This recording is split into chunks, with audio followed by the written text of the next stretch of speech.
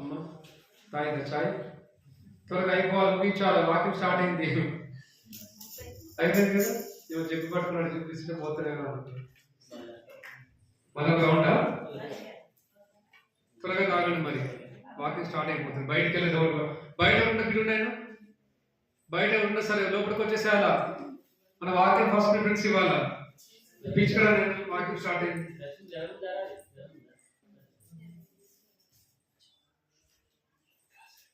పాట పాడేంత వరకు మీ ఛాన్స్. ఇక పాట అయిపోయిందంటే అందరూ సైలెంట్గా ఉండాలా. టీ తాగిన తొందరగా టీ తాగిన స్టార్ట్ చేస్తాం.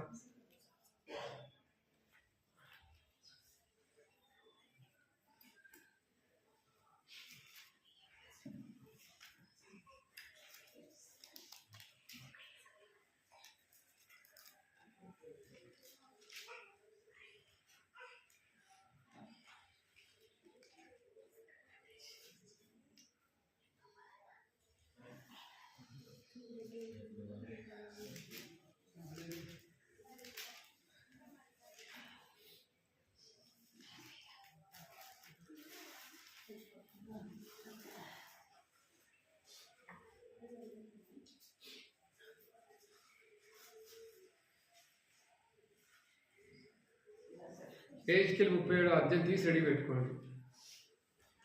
మీ టీ తాగిన వెంటనే చెప్పండి, స్టార్ట్ చేస్తాం.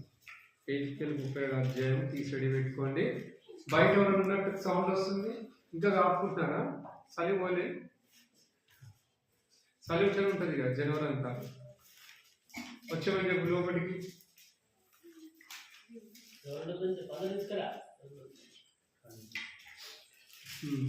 డోర్ వేసి రావాలి. వచ్చేటప్పుడు చలి పెడుతుందని కాపుకోవడానికి పోయారు, మా డోర్ ఏం తెలిసి వస్తున్నాను. మళ్ళీ బయటికి వెళ్ళద్దు, ఇవ్వకూడదమ్మా, చలి పూలు ఎక్కువ ఉందంట. చలి అనే మాట ఎక్కువ బైబిల్లో. చలి బైబిల్లో చలి అనే మాట ఎక్కువ చెప్పాలి, ఏమో వస్తుంది.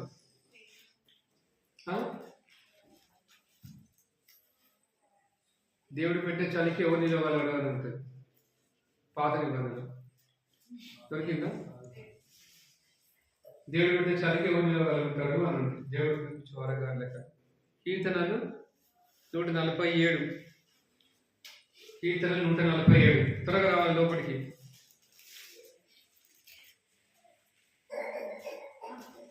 కీర్తన 147 అధ్యాయము 17వ వచనంలో ఉంటుంది. కీర్తన 147 అధ్యాయం 17వ వచనం.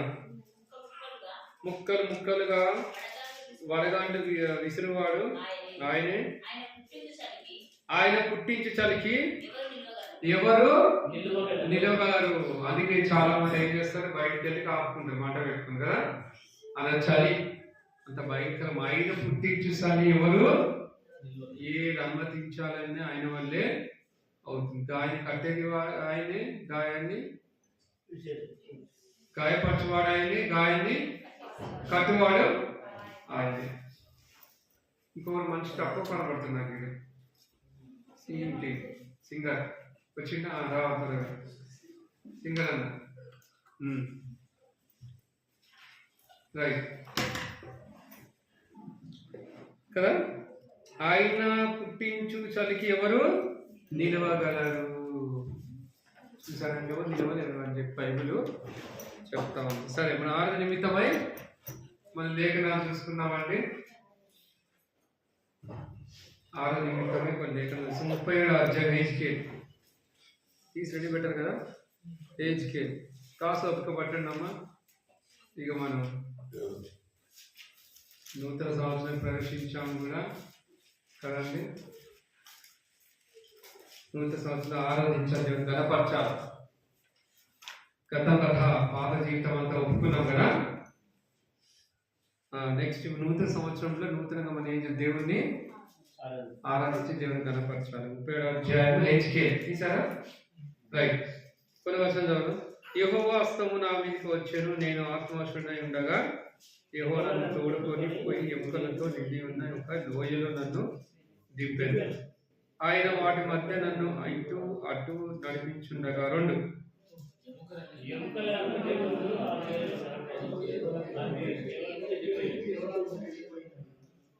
నరపుత్రుడు ఆయన, నరపుత్రుడా ఎండిపోయిన ఈ ఎముకలు బ్రతకగలవా అని నన్ను అడగగా, ప్రభువా యెహోవా అది నీకే తెలియనంటిని.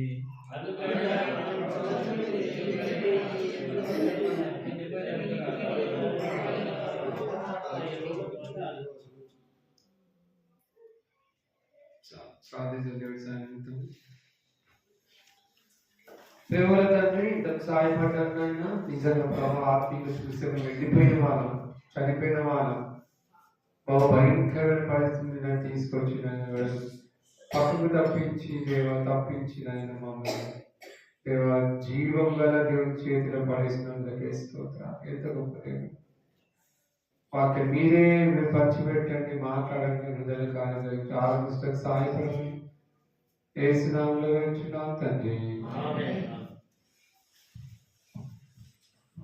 ఇక్కడ చూస్తే కదండి, ఇజ్రాయెల్ ప్రజల గురించి ప్రవక్త మాట్లాడుతూ ఉన్నాడు. దేవుడు ప్రవక్త ద్వారా మాట్లాడుతున్నాడు.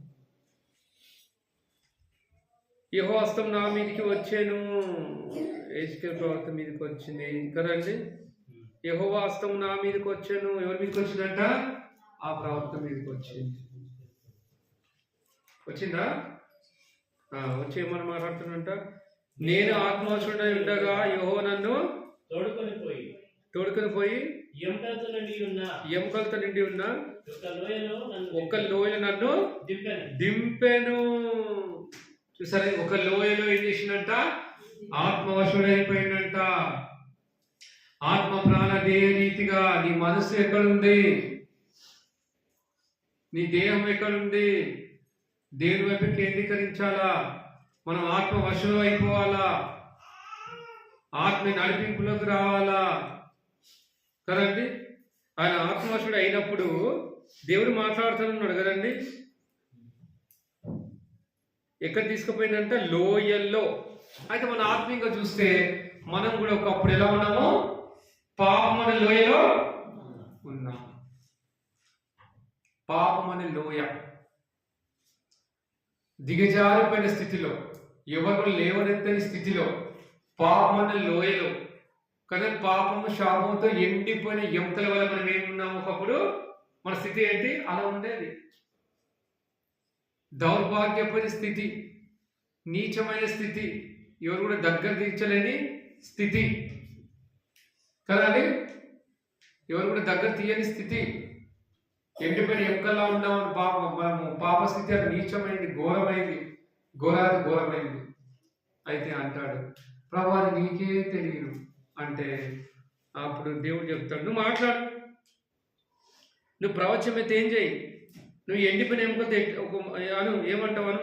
4వ వచనం ఏమంటున్నాడు దేవుడు? అందుకైన ప్రవచనం ఎత్తి ఎండిపోయిన ఎముకలతో ఇట్లను, ఎండిపోయిన ఎముకలారా యెహోవా మాట ఆలకించుడి. ఈ ఎముకలకు ప్రభువైన యెహోవా సెలవిచ్చేది ఏమనగా, మీరు బ్రతుకున్నట్లు నేను మీలోనికి జీవాత్మను రప్పించుచున్నాను.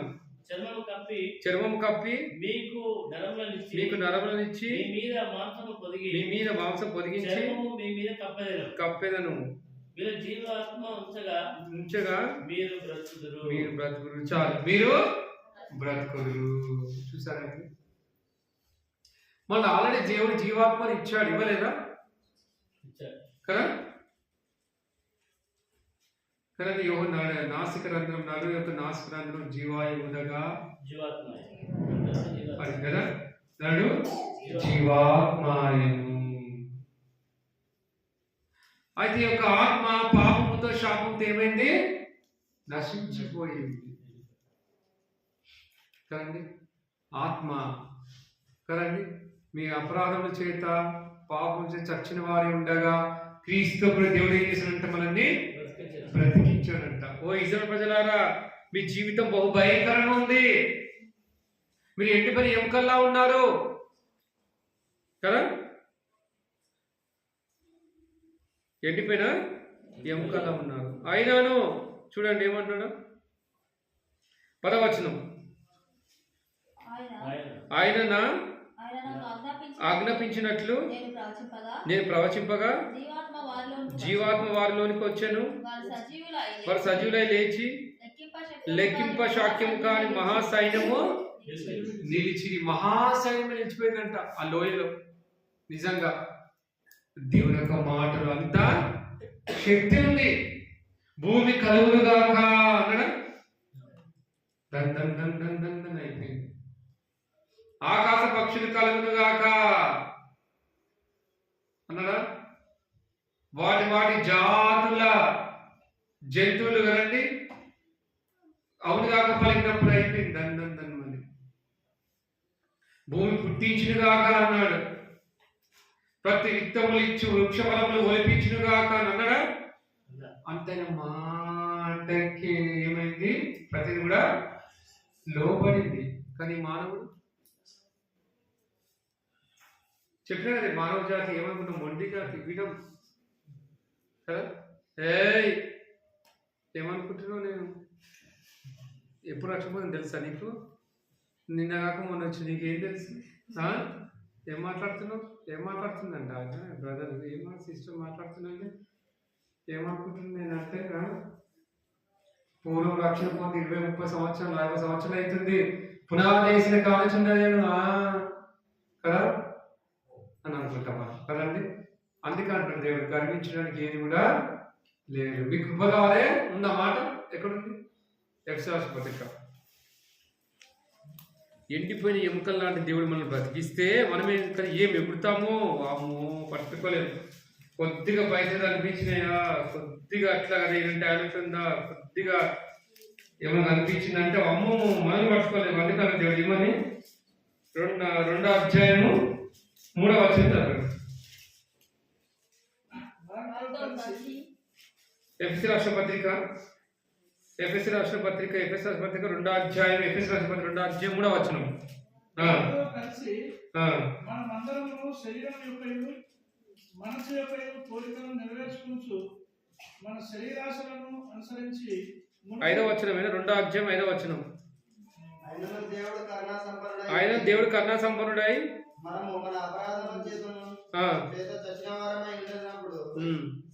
సైతము మహా ప్రేమ చేత మన క్రీస్తు కూడా బ్రతికించి కృప చేత మీరు రక్షింపబడిన 5వ వచనములో చివరి వచనములు ఏమవుతుంది? కృప చేత మీరు రక్షింపబడి. కృప చేతనే, అంతగాని మనం గర్వించడానికి మూలవాడానికి ఏమీ లేవు. అలాంటి మొండి జాతి మనల్ని దేవుడు ఏం చేశారంటే రక్షించుకున్నాడంట. కృప చేత మీరు రక్షింపబడి ఉన్నారు. ఏమాత్రం మీది బలము, మీ శక్తి, మీ టాలెంట్ ఏమి పనికిరావు. దేవుని దగ్గర పనికొస్తాయా? నో, ఏం పనికిరావు. కానీ మానవులుగా మనం ఏం చేస్తామండి? ఏం ముసిపోతాము, ఏం ఎగురుతాము. అందుకే మాట రాస్తాడు దేవుడు. ఎందుకంటే భవిష్యత్తు దేవుడు కదండి. ఉదయ రాస్తాను దేవుడు కృప చేత మీరు రక్షింపబడి ఉన్నారు. అయితే ఎండిపోయిన లోయలో అనగా ఎండిపోయిన లోయన పాపములో మనం ఉన్నప్పుడు దేవుడు ఏం చేస్తాడంట? కృపచేత మనల్ని అలా లేవురా. ఇంకా ఎందుకు నువ్వు ఆ లోయలో ఉన్న పాపపు లోయలో ఆ జిగటిగా మన్ను గల ఊపిరి ఎందుకున్నావు? ఇంకా పాప ఊపిలో లేగా రా, బయటికి రా, నేను రక్షిస్తా, చేయి జాపు అన్నాడు కదండి. అప్పుడు చేయి జాపినప్పుడు కదండి ఏం చేసినైనా అలా లేవున్నట్టు. అందుకని 2వ దినవృత్తాంతం 7:14 ఏమున్నాడు? 2వ దినవృత్తాంతం 7:14 అది చూడండి, పైన కూడా పైన తీయద్దు. నా పేరు పెట్టబడిన నా జనులు తాము తగ్గించుకొని ప్రార్థన చేసి నన్ను వెతికి తమ చెడు మార్గములు విడిచి ఆకాశం నుండి నేను వారిని ప్రార్థన విని వారి పాపములు క్షమించి దేశం స్వస్థపరచను. సరే, కొందరు వచ్చారు రక్షణలోకి, కొందరు రావట్లేదు, ఒప్పుకోవట్లేదు. ప్రభా నేను పాపి, నన్ను క్షమించాను, ఒప్పుకోవట్లేదు. నేను ఆరాధిస్తా, నూతన సంవత్సరం నేను గణపరుస్తాను ఆలోచన ఎంతమందికి ఉంది? కొన్ని వందల కోట్ల జనాభా ఉంది. ఆ జనాభాలో కదండి ఎంతమంది ప్రభుని ఆరాధిస్తున్నారు? ఈ రాత్రికాల సమయంలో ఎంతమంది నిద్రపోతున్నారు? మొదలుకు వచ్చుకుని నిద్రపోతారు, పిల్లలకి నిద్రపోతారు, ఓకే. కొన్ని మందిలో ఏం చేస్తారు, మంచి బెడ్షీట్లు వేసుకుని వస్తారు, కాసేపు పోతారు, అందరూ ఒప్పుకొని ఆర్డర్ చేసి లోపల నెలలో మా సరుకునే లేదు కదా, సర్దుకొని వచ్చేసి టైం వచ్చింది కానీ ఇక్కడ ఆలోచించామా కదా, ఎంతమంది నిద్రపోతున్నారు కదండి.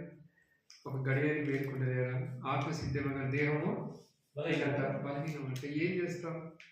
ఇక న్యూ ఇయర్ రోజు కదండి, ఆలయ పేరు రోజు, న్యూ ఇయర్ రోజు ఏం మనం మేలుకొని దేవుని ఏం చేయాలి, ఆరాధించడానికి ప్రయత్నించాలి. ఎందుకయ్యా దేవుని ఆరాధించాలి, కనపరచాలంటే ఒక్కప్పుడు ఎండిపోయి ఎక్కలాంటి ఆత్మ జీవితము, దాని జీవము లేదంట, దాని చలనం లేదంట, దాని స్పర్శ లేదంట కదండి. అయితే దేవుడి చలనము, జీవము, స్పర్శ, నీకు నరాలు కదండి, చర్మం పొదిగించి నీకు కావాల్సినంత కూడా దేవుడు ఇచ్చి బ్రతుకు జీవుడా అని ఈ భూలోకానికి పంపించాడు దేవుడు కదా. చెల్లెలు ఉన్నప్పుడు తల్లి గర్భములో కదండి చెల్లెలు రప్పించి ఆయన ఆత్మ నుంచి భూలోకాన్ని పంపించి బ్రతుకు జీవుడా అని భూలోకానికి పంపిస్తే కాకిలా ఇటు అటు తిరుగుతూ పాపంలో జీవిస్తూ పాపంలోనే ఈ మానవుడు ఉంటూ ఉంటాడు. చూసారండి, ఆ ఓడలో కిటికీ తెరిచి ఎవరు పంపించాడంట, కాకిని పంపించాడు. కాకి తిరిగి వచ్చిందా, అది కాకి లాంటి స్వభావాన్ని మనం కలిగి ఉన్నాం ఒకప్పుడు. అయినను ఆ కాకినే వాడుకుంటూ వచ్చాడు, వాడుకోలేదా? అదండి దేవుని యొక్క ప్రేమ, అది దేవుని యొక్క గొప్పతనం, అది దేవుని యొక్క శక్తి. గమనించిన ప్రియ సహోదరుడా, ఆత్మూరు నివాసులారా, ఆత్మూరేనా సంగమా, అది దేవుని గొప్పతనం. అలా కాకి లాంటి స్వభావాన్ని కదండి, కాకి అంటే మనకి ఇష్టపడతారా? అదే పడతారు, గోడ మీద పడతాయి, అబ్బా ఎంత చీదరించుకుంటామో. ఆ కాకిని ఎవరి కోసం వాడుకున్నాడు, ఏలియానేనా? ఏలి కోసం వాడుకుంటూ వచ్చాడు. కాకోలం చేత ఆహారం పంపినంట, అది నోడుతో అందుకొని వచ్చి ఇచ్చిందంట. ఎట్లా తిన్నాడు రుచి అన్నావు కదా, మరి ఏలి ఎట్లా తిని ఉంటాడు, బా ముక్కు మూసుకో ఇట్లా అంటే. మరి ఏలియా అలాంటి పరిస్థితుల్లో ఏం లేదు అక్కడ కదండి, కాకోలం చేత ఆహారాన్ని పంపించాడంట కదండి. ఏ కాకి అయితే అసహించుకుంటున్నామో ఆ కాకిని దేవుడు వాడుకుంటూ వచ్చాడు. అయితే మన ఆత్మ జీవితంలో చూసుకుంటూ వస్తే నీ ఆత్మ జీవితం, నా ఆత్మ జీవితం కూడా ఏంటంట, అందరు అసహించుకున్నట్టు కాకిలా సామీకుంది అని చెప్పి కాకిని అసహించుకున్నట్టుగా అందరూ కూడా ఏం చేసాం, మనల్ని అసహించు చీపు అన్నచ్చి. అలాంటి స్వభావం మనల్ని పాపం చేత అప్పుడు చచ్చిన స్వభావాన్ని దేవుడు ఏం చేశాడండి, నువ్వు కావాలని కోరుకున్నాడా? సువార్త ద్వారా నీ ఇంటికి వచ్చి శబ్ద యంత్రము ద్వారా నీకు సువార్త అందించి ఏం చేశాడు దేవుడు, ఏం చేశాడు, నేను రక్షించుకున్నాడు. కాకి లాంటి స్వభావాన్ని తొలగించాడు కదండి. నువ్వు తిరిగి రాను అనుకుంటూ లోకంలో ఉండేవాడివి, కాకి కూడా తిరిగి రాకుండా పీనుల మీద ఉండి శవాలు తిరుగుకుంటూ కూర్చుంటుంది కదండి. నోహ పంపించినప్పుడు, చెకింగ్ కి పంపించినప్పుడు, టెస్టింగ్ కి పంపించినప్పుడు ఏమవుతుందంటే తిరిగి రాలేదు, పౌరము తిరిగి వచ్చింది. అయినను దేవుడు చూసారా ఎంత కనికరం గల దేవుడు. అందుకన్నా బైబిల్ ఎక్సర్స్ మొదట్లో కరుణా సంపన్నుడైన దేవుడు. మీ అపరాధంలో చచ్చినప్పటికి సైతము ఎవరు దేవుడు మరలా క్రీస్తు కూడా బ్రతికించాడు. నన్ను ఏం చేశాడంట, బ్రతికించాడు. ఇంకా అనేక బ్రతకాలని చెప్పేసి ఇంకా చేయి చాపి, అయ్యా నూతన సంవత్సరం అయినా సరే నువ్వు రా, ఇదే మిక్కిలి అనుకూలమైన సమయం, నువ్వు రా, నేను నిన్ను రక్షించడానికి సిద్ధంగా ఉన్నా అంటే ఎంతమంది ఆయన దగ్గరకు వస్తున్నారు కదా. చలిపులు ఎక్కువైపోయింది కొందరు, ఏం పోతాంలే కదండి, ఎంతమైనా అదే మనుషులు వాళ్ళు మారలే అని కొందరు ఇరుసాములు ఉంటారు కొందరు. వీళ్ళందరినీ కూడా ఏం చేయాలా, బలపరచాలి. వీళ్ళందరినీ దేవుడు ఏం చేస్తాడు, దగ్గరికి వస్తే బలపరుస్తాడు, స్థిరపరుస్తాడు, విశ్వాసంలో ఏం చేస్తాడు, స్థిరపరుస్తాడు. మరి దేవుని దగ్గర రాకుండా ఇంట్లో పడుకొని ఇంట్లో కూర్చుంటే ఎట్లా స్థిరపరుస్తాడు, మీకు పరుస్తాడా? కరోనా టైంలో అయితే ఆన్లైన్లో చూస్తాం, ఓకే అంతే కదండి. బయటికి రావద్దు, ముట్టుకోవద్దు, ఎవరిని కూడా మాట్లాడద్దు, దూరం ఉందా, డిస్టెన్స్ పెట్టాల, మాస్క్ మెయింటైన్ చేయండి. ముక్కు మూతి కట్టుకోండి, మాస్క్ అని. ముక్కు మూతికి ఎందుకు కట్టుకోవాలి? కళ్ళ కట్టుకోవచ్చు. ముక్కు ద్వారా, నోటి ద్వారా పోతుంటారు బ్యాక్టీరియా. చూసా దేవుడు ఎంత ఆజ్ఞాపించిందో అది ఎంత బాగా లోపడుతుంది చూసిన బ్యాక్టీరియా. ఏ బ్యాక్టీరియా జాగ్రత్త. నా పిల్లలు నాకు తెలుసా, వీళ్ళంతా నా పిల్లలే. మీరు ముక్కులో నుంచి నోట్ల నుంచి పోయి ఏం చేయాలి? చేతుల దగ్గర ఆ కరోనా వల్ల బాడీ మొత్తం క్షీణింపజేసి వాళ్ళు చంపేయాలి అంతే. ఆలోచించిన దేవుడి పై నుంచి. అందుకే ముక్కుకి మాస్క్, నోటికి మాస్క్. కళ్ళ కట్టుకో, చూస్తా. కళ్ళ కట్టుకో,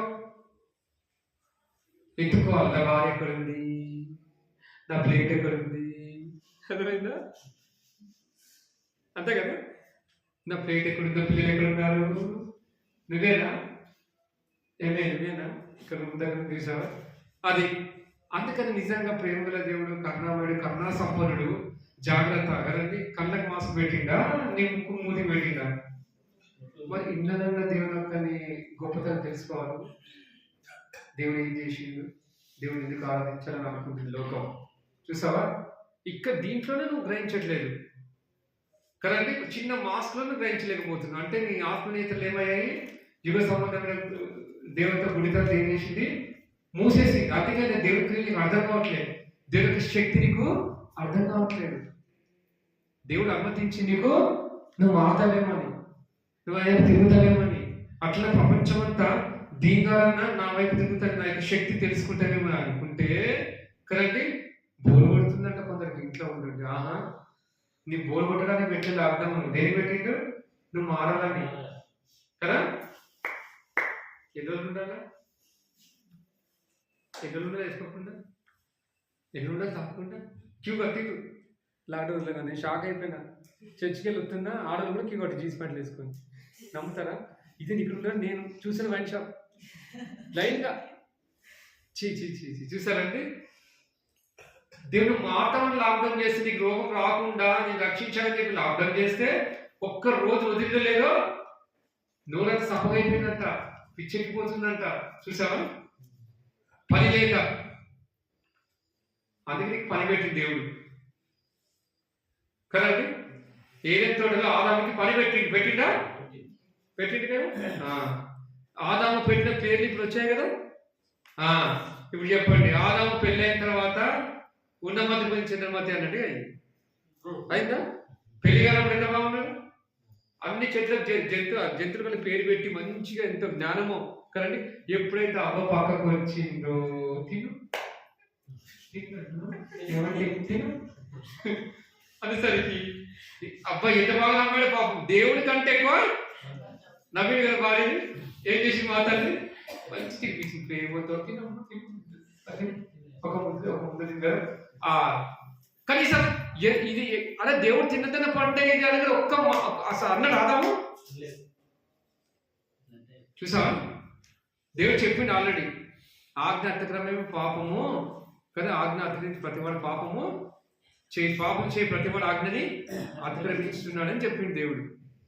అయితే ఆయన ఇచ్చిన ఆజ్ఞని చిరసహ వహించాలి. కానీ ఏం చేసిండంటే అతిక్రమించాడు. అక్కడ స్టార్ట్ అయింది. నువ్వే చేసినవే, నువ్వే ఇవాళ ఇట్లా అయింది కదా. ఒకరి మీద ఒకరు అనుకుని దేవుడు వచ్చేసరికి అయిపోయింది కదండి. ఏం చేసినావు? ఆదామా అవ్వను సృష్టించావు. అవ్వ ఎంకులో ఎంక నాకు అవ్వను ఇచ్చావే, ఎంకులో ఎంక అన్నాడా దేవుడు అన్నాడా? స్త్రీ దగ్గర పెట్టి స్త్రీ నువ్వు చేసిన పని ఏంటి అని అంటే అవ్వను సృష్టించిన సర్పం అంటే ఒకరి మీద ఒకరు బొంకిండు. వాళ్ళు ఒప్పుకున్నారు యథార్థంగా ఒప్పుకోలేదు. గెట్ అవుట్ అన్నారు అంతే. ఇక ఏదైతే తొలగి స్థలము పాపము ప్రవేశించు, పాపానికి చోటు నా దగ్గర లేదు. అందుకే దేవాది దేవుడు చేయి వదిలేసిండు. ఎవరిది? ఆదాము చేయి వదిలేసిండు, పక్కగా వెళ్ళిపోయాడు కదండి. ఏది తోటి చెలగొట్టేసిండు. ఆ ఎవరు చేయి వదిలేసిండు? కలవరి సినిమాలో ఆయన ప్రియ కుమార్ చేయి కూడా కదా. నా దేవా నా చెయ్యి ఎందుకు విడిచిటివి అంటే చాలా మందికి ఇదే ప్రశ్న. ఎందుకు వదిలేసిండు యేసు ప్రభు? అంత గొప్పగా ప్రార్థన చేసి దేవాని చిత్తం నెరవేర్చిన కాక అని చెప్పి తండ్రి చిత్తాన్ని నెరవేర్చిన ఆయన ప్రియ కుమారుడు చెయ్యి ఎందుకు వదిలేసిండంటే, వాక్యానుసారంగా చూస్తే యోహాను సువార్తలో ఏముందండి? ఇదిగో లోక పాపం మోసుకొని పోవు దేవుని గొర్రెపిల్ల. అంటే లోక పాపం అంతా కూడా భయంకర పాపం అంతా ఎవరు మోస్తున్నారు? ఎవరండి? యేసు ప్రభు మోస్తున్నాడు. పాపం అంటే దేవునికి ఇష్టమా? ఇష్టం లేదు. చెవు పక్కన వదిలేసి పక్కన పెట్టేసి అయ్యే తప్పదుగా నా కుమారుడా, నువ్వు ఎంత అర్చినా సరే లోక పాపం అంతా నీ మీద ఉంది, నేను చూడలేకపోతున్నా. తప్పదు, కొంచెం నువ్వు భరించవలసిందే. నువ్వు భరిస్తేనే లోకానికి రక్షణ. అందుకని చెప్పి ఇది చేసి నేను వదిలేస్తున్నా. అక్కడ పట్టుకున్నారు కొందరు. ఎందుకు విడిచిపెట్టిన అంత ఉపకారాలు చేసింది కదా, ఎన్ని అద్భుతాలు చేసింది కదా, ఎన్ని సూచనలు చేసి తన చిత్తం నెరవేర్చింది కదా, ఎందుకు వదిలేసినట్టే మన కొరకే, నీ కొరకేనైనా, నీ కొరకే చేయి వదిలేకపోతే కదండి ఆ శిక్ష యేసు భరించాలా? భరించకపోతే నీకు రక్షణ రాదు. అర్థమైందా? ఆ మాత్రం అర్థం చేసుకోవా? క్లియర్ ఉంది బైబిల్లో. లోక పాపం మోసుకుని దేవుని గొర్రె పిల్లలు బైబిల్ చెప్తుంది కదా. నీ పాప శిక్ష పోతాన్ని భరించిండి అయ్యా. నువ్వు స్వర్గానికి పోవాలంటే, నరకం తప్పించబడాలి అంటే కదండి, నీ అపరాధం నుంచి విముక్తి చెందాలంటే ఎవరు రక్తం కావాలా? యేసుక్రీస్తు రక్తం. పాపం పవిత్ర రక్తం చిందించుకున్న పాపం విముక్తి కలగదు. రక్తం చిందించుకున్న పాప క్షమాపణ కలగదు. సమానంగా చెప్పవచ్చు. ఎబ్రాయ పత్రికలో చెప్తా ఉన్నాడు, చెప్తున్నాడు కదండి. అందుకని భూలోకానికి వచ్చి ఎండిపోయిన ఎముకలా ఉన్న నిన్ను కదండి నీకేమిచ్చాడంట? శరీరాన్ని అమర్చి నిత్య జీవాన్ని ఇవ్వడానికి, నూతన జీవాన్ని ఇవ్వడానికి దేవుడు వస్తే ఆ దేవుని నమ్మకుండా ఏం చేస్తారు? చాలా మంది అపార్థం చేసుకుంటారు. అపార్థం ఎక్కువ అయిపోయింది కదండి. అర్థం చేసుకుంటే పరమార్థం, అపార్థం చేసుకుంటే మేమేం చేయాలి? దేవుని అర్థం చేసుకోవాలి. దేవుని అర్థం చేసుకోవాలా? ఆయన లోక రక్షకుడు, క్షమించడం సిద్ధం గల దేవుడు, ఆయన హృదయాన్ని అర్పిస్తా అని చెప్పేసి మనం అర్థం చేసుకుంటే అంతకంటే భాగ్యం ఉంది. న్యూ ఇయర్లో మొత్తం పోవద్దు, మన జీవితం మార్చుకుని ఆలోచించి మనం ఏం చేయాలా? ఈరోజు కబ్దాలుగా మొత్తం పోయి కదండి. అందుకని చెప్పి దేవుని ఆరాధించాలని చెప్పేసి దేవుడు ఎంత గొప్ప ఆశీర్వాదాలు ఇచ్చాడంటే నీకు. ఆయన కలవరి శిలువలో చనిపోవడం ద్వారా నీకేమొచ్చిందండి? గొప్ప రక్షణ వచ్చింది. ఎండిపల్లి ఎముకలు అవ్వడం, ఆ ఎండిపల్లి ఎముకని ఆ పాపం లోయలు నిన్ను దేవుడు ఏం చేశాడండి? కరుణాసంపన్న దేవుడు కృపదారుని ఏం చేశాడు? అలా రక్షించాడు. ఒకటి అర్థమైందా? రెండో పాయింట్ రెండు చూద్దాం. రెండోదిగా చూద్దాం. ఇర్మియా 50.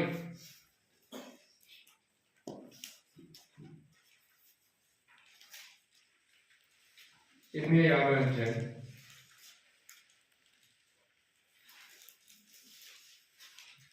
ఇర్మియా గ్రంథం 50 అధ్యాయం 6వ వచనం ఏం సెలవిస్తుందండి? నా ప్రజలు త్రోవ తప్పిన గొర్రెలుగా ఉన్నారు, వారి కాపరులు కొండల మీదకి వారిని తోలుకొని పోయి వారి త్రోవ తప్పించి జనులు కొండ కొండకు వెలుచు మర్చిపోయి చాలు. తమ దిగవలసిన చోటు మర్చిపోయి. మనం మర్చిపోయాం, మన దేవాది దేవుని మర్చిపోయాం.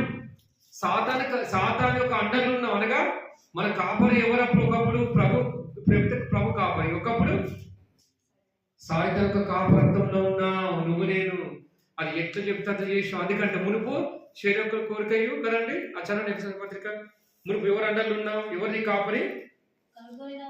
ఎఫెసీయుల పత్రిక మునుపు ఎలా ఉన్నావు? ఒకప్పుడు ఎఫెసీయుల పత్రిక ఎవరు అండలు ఉన్నావు? 2వ వచనం, మీరు వాటిని చేయొచ్చు. ఎఫెసీ 2:2 వచనం, మీరు వాటిని చేయొచ్చు. వాయుమండల సంబంధమైన అపవాది అనగా అవిధేయులైన వారిని ఇప్పుడు ప్రేరేపించు శక్తికి అధిపతిని అనుసరించి ఈ ప్రపంచ ధర్మం చొప్పున 2వ వచనం మంచి క్లియర్ చదవండి. మీరు వాటిని చేయొచ్చు. వాయుమండల సంబంధమైన అధిపతిని అనగా అనగా అవిధేయులైన అవిధేయులైన వారిని ఇప్పుడు ఇప్పుడు ప్రేరేపించు శక్తికి అధిపతిని అనుసరించి ఈ ప్రపంచ ఈ ప్రపంచ జరగం చొప్పున మునుపు నడుచుకుంటుంది. మునుపు నడుచుకుంటుంది. చూసాండి, నీ కాపురు ఎవరో ఒకప్పుడు ఈ ప్రపంచ ధర్మం ఎవరు నడిపిస్తున్నాడు? ఎవరు అంటారు ఉంది లోకాధికారం. అవి ఎట్లా చెప్తే అట్లా ఉంది. విన్నా మనం సాతను కూర్చోమంటే కూర్చున్నాం, నిలబడి నిలబడ్డాం. దేని మొక్కమంటే దాన్ని మొక్కుతూ వచ్చాం. నేను కూడా ఒకప్పుడు ఏం విగ్రహాలు మొక్కేవాడు నీకు చెప్పలే కదా, వినాలి ఇక్కడ జాగ్రత్తగా. ఫుల్ విగ్రహాలు నేను ఒకప్పుడు తెలుసా అండి. ఎట్లా మొక్కుతున్నానంటేనే అమ్మ నా దేవుడా దేవుడు ఒక్క ఒక్క ఒక్క ఒక్క దాన్ని కూడా మొక్కకపోతే మర్చిపోతే వచ్చేటప్పుడు మళ్ళీ దాని దగ్గర పోయి మళ్ళీ 2 చేతులు పెట్టి ఇట్లా మొక్కి అది మర్చిపోయిన కదా మళ్ళీ దాన్ని కావాలంటే పట్టుకుని ఇట్లా మొక్కి రైట్ అన్ని దైవం మొక్కిన కదా ఏది మర్చిపోయిన మనం టెస్ట్ చేసుకొని పరీక్షించుకొని మళ్ళీ అమ్మాయి అన్నిటికీ మొక్కిన.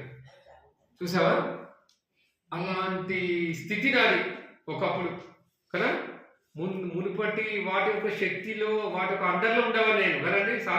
కాపరిగా అర్థం ఉన్నాను. అయితే దేవుడు ఇప్పుడు ఏం చేసిన మనల్ని ఆ కాపరత్వాన్ని నుంచి ఏం చేసిండు? విడిపించు. అందుకే నా గొర్రెలకు ఏమైనా త్రోవ తప్పిపోయారు, సరైన కాపరి లేడు. సాతాను అండర్లు ఉన్నాం మనమంతా. నేను కాపరిగా పోతాను, అందుకని నా గొర్రెలు నా స్వరాన్ని విందును. దేని పడితే దాన్ని మొక్కేవాడిని. అంటే ప్రభు నమ్మనప్పుడు అన్నిటిని మొక్కుండా పోయేవాడిని. చర్చి కనిపించిన ఇట్లా అనుకుంటే ఇదా ఇక్కడ డిస్టర్బ్ చేస్తుంది చాలా వరకు. చర్చి కనిపించిన ఏం చేయాలి? నేను మొక్కాల. ఏ గుడి కనిపించిన మొక్కేవాడిని తెలియక. అయితే అడిగారు నాయన, నేను నిజమైన కాపరిని, నిజమైన దేవుడిని నేనే నీకు అన్నాడు దేవుడు. చూసారా, జంజనం వేసుకొని చుట్టూ తిరిగేవాడిని 3 చుట్లు కదా, తిరిగి సూర్యోదయం ఇక అన్నీ ఉంటాయి. ఇక అన్నీ తెలిసిన నీకు విగ్రహం ఇక అన్నీ చేసిన తెలియక అన్నీ చేసేవాడిని. నీచంగా చూసేవాడిని. వేసుకోవాలన్నా క్రైస్తవులన్నా బైబిల్ పట్టుకోవాలన్నా అలాంటి నాముషి. వాళ్ళ దేవుడిని నేను తిన్నాం వల్ల మాకు లేదా ఇంకోటి కదా. అలాంటి స్వభావం ఉన్న నేను ఒకప్పుడు. అందరూ అంతా కదా, ఇండియా అంతా కూడా విగ్రహాలే ఏదో మురిసిపోతుంది. అందుకని మురడానికి వీళ్ళు కృపచేతులు రక్షపడ్డారు. ఇండియా అంటేనే విగ్రహాలన కదండి. ఆ గొప్ప గొప్ప భక్తులు దేవుని యొక్క శిష్యులు వచ్చి ఏం చేశారండి? మారుస్తూ వచ్చారు మనల్ని కదండి. ఆయన సువార్త అంతా చేసి మనం మారుస్తూ వచ్చాడు. మళ్ళీ యుగంలోనూ ఏర్పాటు చేసుకుని భక్తి ఏర్పాటు చేసుకొని ఆయన నాన్న కష్టాలు పెట్టి శ్రమల ద్వారా విజేత చూపించి కదా అనేకులు రక్షింపడేలాగా ఏం చేసి దేవుడు ఆయనని వాడుకొని కదా అనేకులు రక్షింపడ్డానికి సంఘాలు కట్టడానికి దేవుడు సాయము చేస్తావు. నువ్వు నేను రక్షింపడ్డాను మనం కదండి. ఆ సాహసం దేవుడిని చేయించాడు. సంఘంలో అందంగా చేస్తూ వచ్చాడు. ఇంత ధన్యులం కదా. మర్చిపోయినాం, అదే బైబిల్ చెప్తుంది కదా, మీరు మర్చిపోయారని చెప్తుంది 50వ అధ్యాయంలో కదండి. 6వ 7వ మనకి ఇంకా కిందికి వెళ్తాం. మీరు మర్చిపోయి అన్నాడు. ఇప్పుడు కూడా మర్చిపోయి చాలా మంది మర్చిపోయి నువ్వు అక్క నువ్వు దేవుడు నాకు ఏమి ఇచ్చిన నువ్వు వస్తలే ఏమైంది అసలు అంటే ఏం దేవుడు ఏం చేసిండు నీకు మేము ఈ సంవత్సరం ఏం చేయలేదు, ఇచ్చిన వార్త నెరవేర్చలేదంట అమ్మగారికి అయ్యగారికి. ఏం చేయాలి? నువ్వు నేను రాలే అడిగినావా? అడిగితే నీకు అడుగు పెట్టాలా కాదా? అంటే దేవుడు తప్పుగా అర్థం చేసుకున్నావు.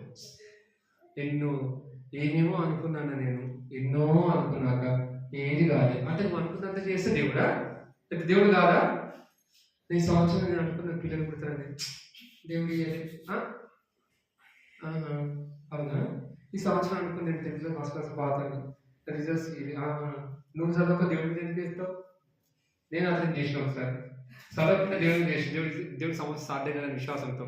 దేవుడి మాటలు పిచ్చోడా నువ్వు కష్టపడి చదివి ప్రార్థన చేసి రాస్తే నేను ఏం చేసి సాయమో మొత్తం కార్యక్రమాలు రాసి వచ్చినాడు. నిజంగా అబద్ధం నమ్ముతాను చెప్తే దేవుడు నిజం కొత్తలో నిజమైన దేవుడు కదా అని చెప్పేసి హాల్ టికెట్ నెంబర్ వేసి ఇచ్చేసి వచ్చిన ఇది పాస్ కాలేదు. నేను మళ్ళీ దేవుడి మాటలు సర్వర్ స్టార్ట్ చేసేసారు. అప్పటి నుంచి రాత్రి 3 గంటల వరకు నాలుగే ఒకసారి 2 అయింది. నా దిగుతా ఉండేవాడు, ఎవరు ఏందిరా ఇంకా చదవకుండా పడుకోకుండా ఇంకా చదువుతా ఉన్నాను. దేవుడి కృపను బట్టి దేవుడు అడిగాను, ప్రార్థించాను, దేవుడు సాయం చేసిండు, పాస్ అయిపోయాడు ఇంటర్మీడియట్. చూసారండి, కొన్నిసార్లు పిచ్చి పనులు చేస్తారు కదా, కష్టపడకుండా దేవుడు అడగకుండా ప్రార్థించకుండా ఏం చేస్తామండి, అన్నీ వచ్చేసారు మన కాళ్ళ దగ్గరికి. ఇస్తూనే ఉన్నాడు, నువ్వు అడగకుండానే నీ కాళ్ళ దగ్గరికి నీళ్ళు వస్తున్నాయి కదండి. పంట పండుతుంది, నీకేం కావాలి, నీకు ప్లేట్లకు అన్నం వస్తున్నాడు, దేవుడి కృపే కదా. నువ్వు తింటున్న అన్నము నీ ప్లేట్ల దగ్గరకు వస్తుందంటే దేవుడి కృప కాదు, ఉచితం కదా. మరి ఇంకేం కావాలి నీకు, ఇంకా ఇంకా ఇంకా అంటే ఏడవుతుంది. ఫట్ అనేసరికి వచ్చేసారు అనమాట అన్ని, ఎరుపులు వచ్చి కూడా ఆగాలి. దేవుడి సమయానికి ఏ సమయానికి ఏది ఇవ్వాలి అది ఇస్తాడు. అది ఇవ్వనంత వల్ల ముఖం చిన్న పుచ్చుకొని కదండి, మనం కొన్నిసార్లు మందరం మానేసి అలిగి దేవుడి మీద అడగలేదా, ఎన్నిసార్లు ఆరాధన చేయకుండా కదా రాదు. మనకు అన్ని కరెక్ట్గా ఉండాలా, ఆరోగ్యం కరెక్ట్గా ఉండాలా, కడుపులో కూడు కదలకుండా మంచిగా అడగాలి కదండి. అన్ని కరెక్ట్ అంటే ప్రేమల తండ్రి దైవతండ్రి ఓ స్తోత్రం నాయన హల్లెలూయా అంటే అప్పుడు గట్టి ఆరాధన వస్తుంది. ఇక బ్రతుకులో కలిసింది వస్తే ఎవరికైనా అంతే, నాకేనది కదండి. చిన్నగా జ్వరం వచ్చినా కొంచెం దగ్గర వచ్చిందంటే అమ్మ ఎంత భయమో, మళ్ళీ మేము భయపడము పాడతాం. చూసారా, అయితే ప్రతికూల పరిస్థితి వచ్చినప్పుడు ఆరాధించడమే గొప్ప. యోహో ఇచ్చేది యెహోవా స్తుతి కలుగును గాక అన్నాడా యోగు. ఆ స్థాయిలోకి రావాలి మనం, ఇక రాలే. ఇయర్లు పోతూనే ఉన్నాయి, సంవత్సరం హ్యాపీ న్యూ ఇయర్ చెప్పుకుంటున్నాం, కేకులు తింటూనే ఉన్నాం, గుచ్చుకుంటున్న నోట్లే కదండి హ్యాపీ న్యూ ఇయర్ అని. మరి చేసేది చేస్తూనే ఉన్నాం. ఇది అలవాటైంది, ఆచారపడ్డ క్రైస్తవులు అయిపోయారు. కానీ జీవితం మార్చుకొని దేవుని నమ్ముకొని దేవుని కొరకు శూర కార్యాలు చేయాలా అన్న దాని విధానంలో నన్ను నమ్మిన వాళ్ళు కదండి, దేవుడిని ఎరిగిన వాళ్ళు శూర కార్యాలు గొప్ప కార్యాలు చేస్తారన్నారు. ఏం చేస్తున్నామా చేయట్లేదు. ఆయన పని చేయటం కూడా ఆరాధన, నోటితో ఆరాధన కాదు, పెదవుల ద్వారా ఆరాధన కాదు, ఆత్మసత్యత ఆరాధించాలా. ఆయన పని చేయటం కూడా ఆరాధన, ఆయన మ్యాథ్స్ చేయడం కూడా ఆరాధన, మైక్ సరైన చేయడం కూడా ఆరాధన. 2 క్రియల ద్వారా చేయాలి, నోటి ద్వారా. అందుకని సజీవ యాగముగా మీరు సమర్పించుకొని ఏం చేయమన్నాడు, ఆరాధించమని. రోమ 12 ఉంటుంది, సజీవ యాగముగా మీ శరీరాన్ని మీరు ఏం చేయండి, జీవ ప్రాణ దేహరీతిగా మీరు సమర్పించుకోండి. అందుకే అనేకులు అసాక్షుల సజీవ యాగం అయిపోయారు కదా. కానీ మనం చలి ఉందని చెప్పి ఎంతమంది ఇంట్లో ఉన్నారు లేరా, రేపు నాటికి రేపు కొత్తకి మంచి రెడీ. అబ్బా వాళ్ళు పట్టుకోలే కూర్చొని వాళ్ళు మేకప్ ఎట్లుంటే పిట్ట పూసి ఇట్లా చేసుకొని వచ్చు కదా. కానీ టక్కన కూర్చొని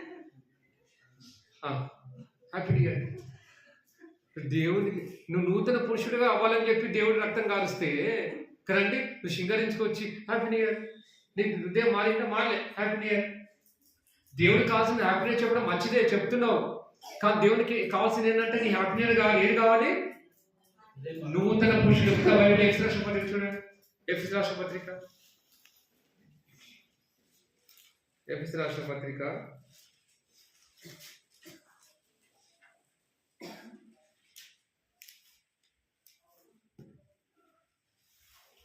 5వ వచనంలో నూతన పురుషుడని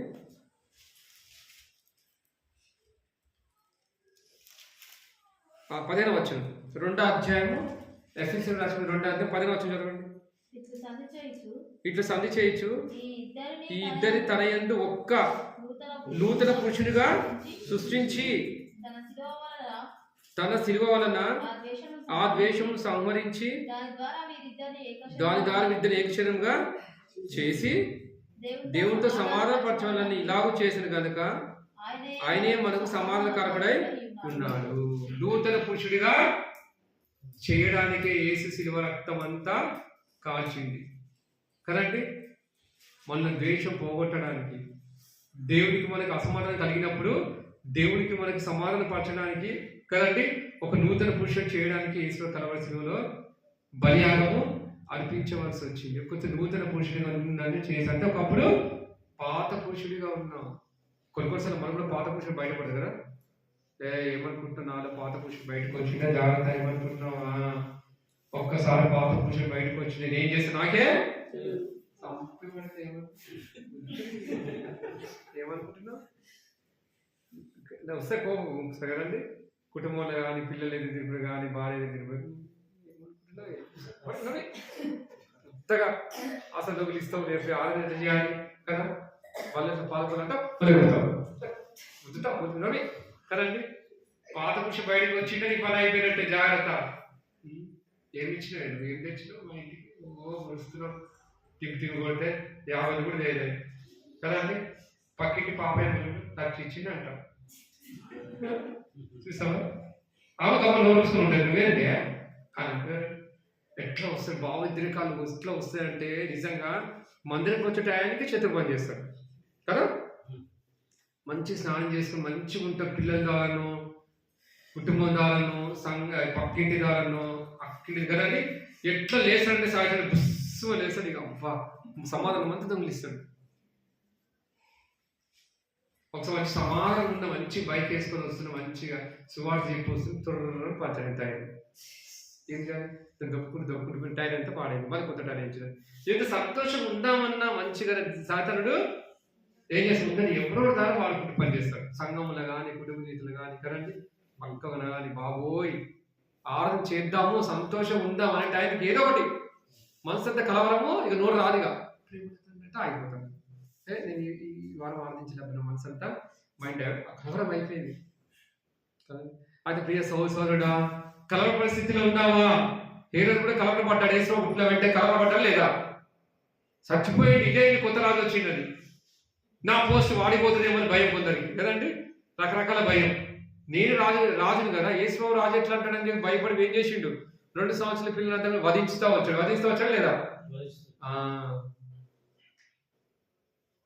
భయపడకు కదండి.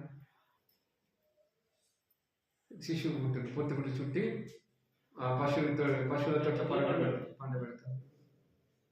పడుకోబెట్టారు కదండి. సత్రంలో స్థలము లేనందున ఎక్కడ పుట్టిన ప్లేస్ రాయాలి కదా, ఐ మీన్ టైం డేట్ అవన్నీ రాయాలి కదా. ఆ యొక్క స్థలం కూడా చూపిస్తే అక్కడికి మొక్కుతారేమో. పుట్టిన స్థలం చూపిస్తే కొంత ట్రైన్లో పుడతారు, కొంత ఏరోప్లేన్లో బస్సులో పుడతారు. మన సంగతి తెలుసు కదే కదా. ఇక అసలు నుంచి ఇక అదే ఆడదని ఇక ఆ చెట్టుగా మొక్కే వాళ్ళే. అందుకే దేవుడు కదండి సత్రంలో స్థలం లేనందున పుట్టాడు. ఎక్కడ సత్రం స్థలం లేనందున కదండి బెత్లెహేం గ్రామంలో పుట్టాడు. కానీ నిజంగా దేవుడు ఆ యొక్క ప్లేసు, ఆ స్థలము గిలము అన్ని కూడా చూపిస్తే ఏమవుతుండే కదండి, దానికి మొక్కుతుండే కదా, ఎదురు మొక్కినట్టుగా. అందుకే దేవుడు ఏం చేసింటే మోషే శరీరాన్ని కూడా కనిపించకుండా చేసింది దేవుడు. ఎందుకంటే దేవుని ఆరాధించకుండా ఏం చేస్తారంటే మోషేని ఆరాధిస్తుండే, ప్లేస్నే సమాధి కట్టి ఆరాధిస్తుండే. అందుకని సాతాను కనబడకుండా చేసి ఇటు ఇజ్రాయెల్ ప్రజలు కనబడకుండా చేసినారు. దేవుని ఒక గొప్పతనం మనం వర్ణించాలి. ఎంత వర్ణిస్తే అంత మంచిది. దేవుని ఒక గొప్పతనాన్ని ఎంత నేర్చుకుంటాను మంచి. నిజంగా చూసి ఎంత గొప్ప దేవుడు. ఆయనకి రావాలి మహిమ. అందుకన్న కీర్తనగా ఉండమనే కీర్తన ఏమన్నాడు? మహిమ ఘనత ప్రభావాలు నీకే చెల్లుతాయి.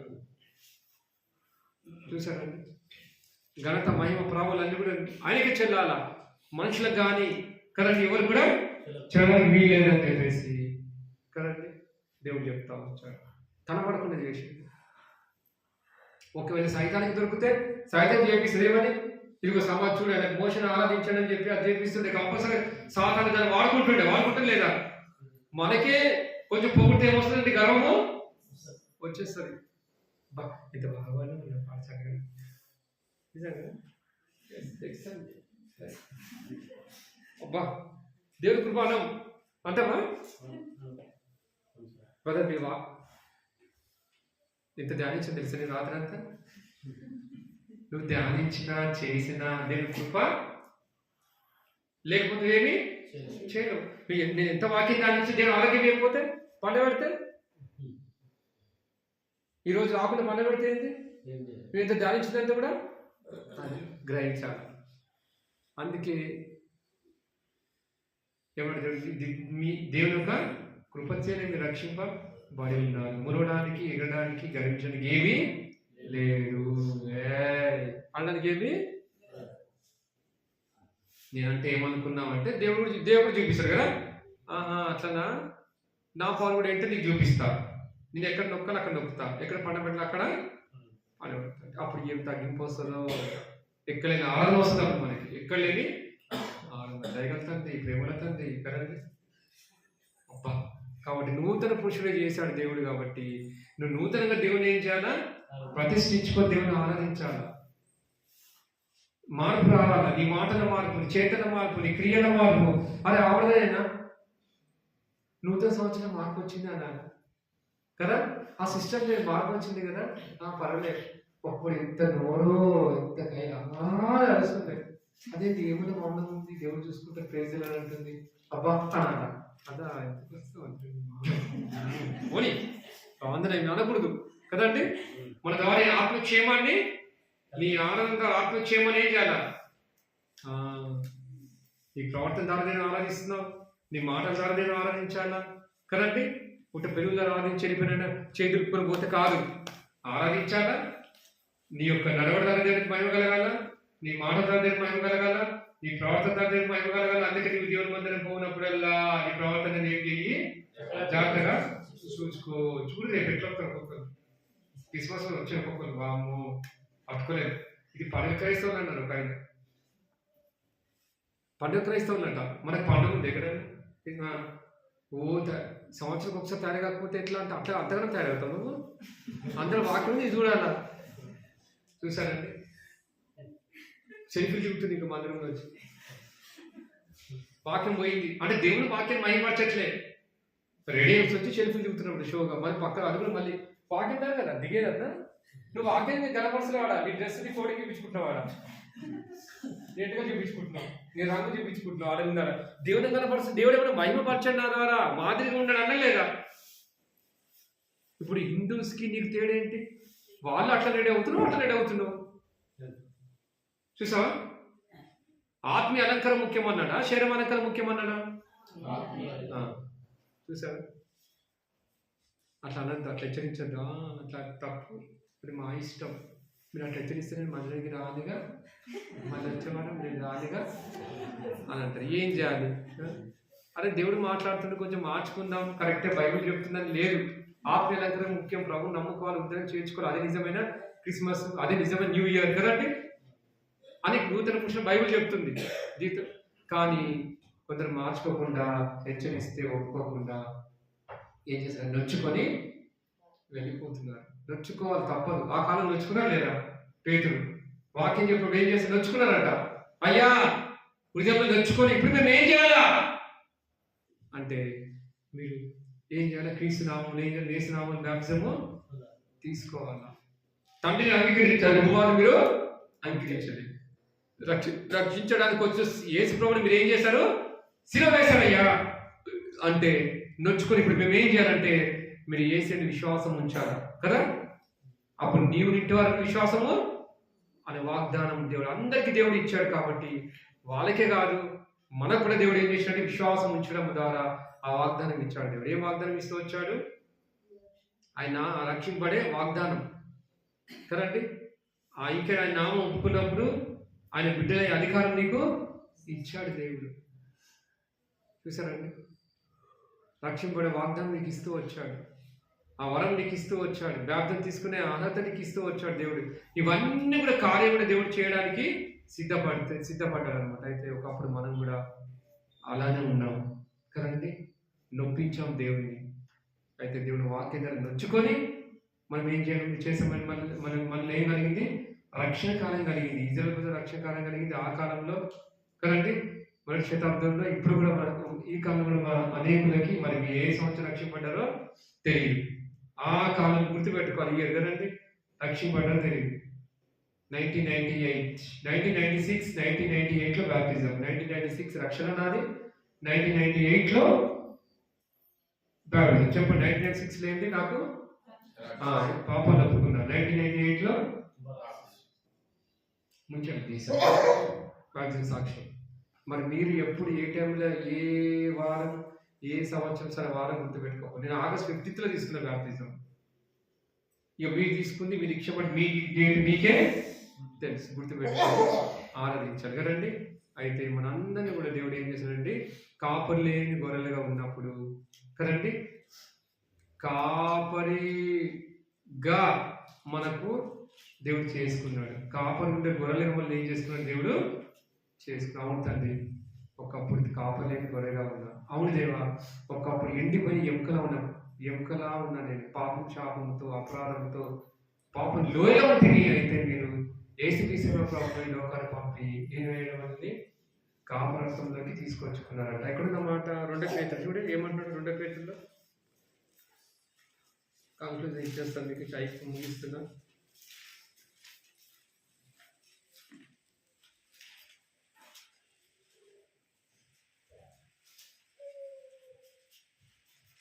రెండో పేతురు 1 పేతురు 2వ అధ్యాయం ఉంటుంది. చివరికి ఎక్కడ తీసుకొచ్చాడు మనల్ని, అక్కడ నుండి ఆయన కాపరత్వంలోకి తీసుకొచ్చాడు. 2వ అధ్యాయం చివరి 25వ వచనం. మీరు గొర్రెల వలె దారి తప్పిపోతే గాని ఇప్పుడు మీ ఆత్మల కాపరియు అధ్యక్షుడినైనా ఆయన వైపునకు చూసారంటే ఎవరి వైపు పాలించుకున్నాడు దేవుడు. రక్తమంతా కాచి చనిపోయి తిరిగి లేచి 3వ దినాన్ని తిరిగి లేచి ఎవరి వైపు తిప్పుకున్నాడు, మీరు గొర్రెల వలె దారి తప్పిపోతుంది గాని ఇప్పుడు మీ ఆత్మల కాపరి అధ్యక్షుడైన ఆయన వైపునకు చాలు. అవును ప్రభా, ఒకప్పుడు దారి తప్పిపోయిన నన్ను ఆత్మలేవు కాపరి అధ్యక్షుడిగా ఉన్న మీ వైపు నన్ను తిప్పుకున్నాడు. ఇంత గొప్ప దేవుడు ఏమి ఇచ్చున్నామో తీర్చుకుని కృతజ్ఞతాస్తుతి యేసుక్రీస్తు పరిశుద్ధ నామములో సమర్పిస్తున్నాను తండ్రి అని చెప్పి మనం ఆరాధించే బతుకుగా ఉన్నాం. కాబట్టి ఆరాధిస్తాం, సమయం పాటిస్తాం, మోకరిస్తాం, ఒకరి తర్వాత ఒకరు ఆరాధించండి. ఆ తర్వాత మరి పాట పాడి పాడదాన్ని కూడా ఆరాధిస్తాం. రైట్, మోకరిద్దాం, ఆరాధిస్తాం. పరిశుద్ధమైన తండ్రి, జీవమైన గొప్ప శబ్ద సంపూర్ణమైన తండ్రి, మీ ఘనమైన పరిశుద్ధ నామానికి వందనాలు స్తుతులు చెల్లించుకున్నాం తండ్రి. అయ్యా 2020 సంవత్సరంలో తండ్రి ఆరాధించడానికి గణపరచడానికి పూజించడానికి నాకు ఇచ్చిన ధన్యతను బట్టి వందనాలు స్తుతులు చెల్లించుకుంటున్నాను తండ్రి. అయా గతమంతా కాసు కాబట్టి